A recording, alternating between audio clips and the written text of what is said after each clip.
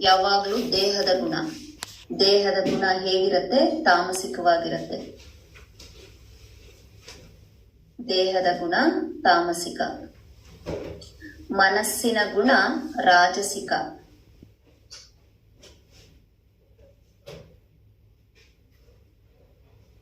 ಮನಸ್ಸಿನ ಗುಣ ರಾಜಸಿಕ. ಓಕೆ. ಆತ್ಮದ ಗುಣ ಸಾತ್ವಿಕ.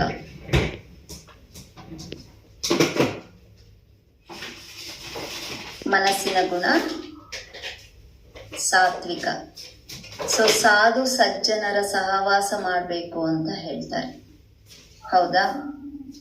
ಯಾಕೆ ಹೇಳಿದ್ರೆ ಆ ಸಾಧುಗಳು ಅಥವಾ ಆ ಗುರುಗಳು ದೇಹವನ್ನ ಮತ್ತು ಮನಸ್ಸನ್ನ ಗೆದ್ದಿರ್ತಾರೆ. ದೇಹ ಮತ್ತು ಮನಸ್ಸನ್ನ ಗೆದ್ದು ಆತ್ಮಕ್ಕೆ